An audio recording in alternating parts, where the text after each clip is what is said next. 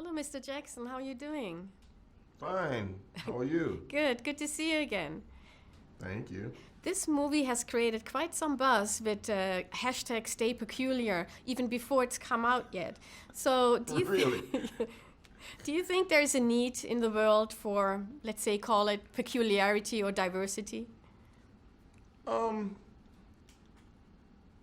I think there's a need, or there has become quite a bit of understanding in terms of accepting people's uniqueness.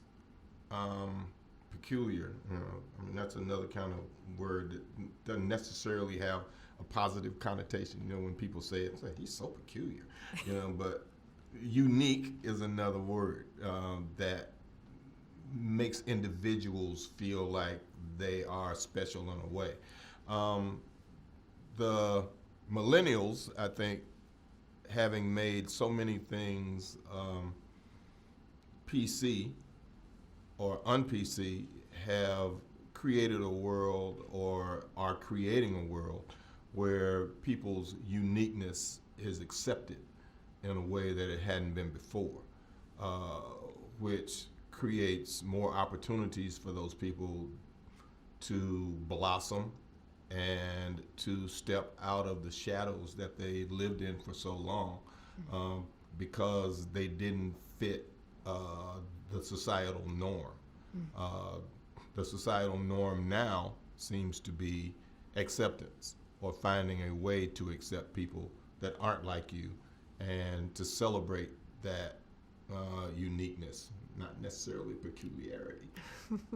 So, what makes Samuel L. Jackson unique? And do you feel your peculiarity is actually your strength or your weakness? Um, I don't I don't particularly think of myself as unique or any of those things. I think I'm a pretty normal person with pretty average wants and needs who has a unique job. And people tend to create something around that makes them think that I'm different than they are, but I'm not. Mm-hmm. For this role of Baron, you underwent quite a transformation with the teeth, the hair, the milky eyes. Were you scared when you looked and saw yourself in the mirror for the first time? No, I was actually pretty happy the first time I saw it.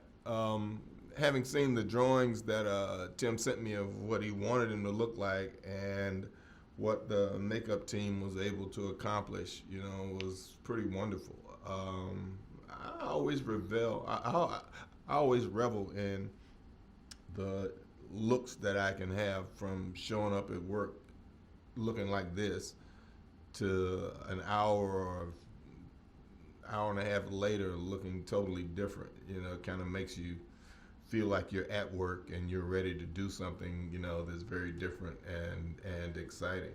Mm-hmm. And you're playing the villain. It's not the first time you play the villain, but this time you're kind of a monster. What's so fun about playing a monster?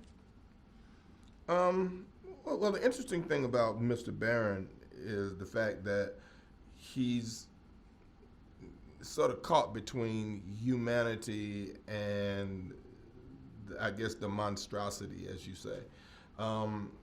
His quest has been to bring himself back from being a hollow, like those other things are, to getting back to human form. Apparently his experiment hadn't totally worked. It's working to an extent, but it hadn't totally worked yet. But he's figured out a way to make that work by trying to capture all these embryons so he can get back to his humanity. So Tim allowed me to have an interesting balance between the human side and the insane side, that's that monstrosity that you talked about. And in between that are some very humorous things that allow me to interact with people in very interesting ways.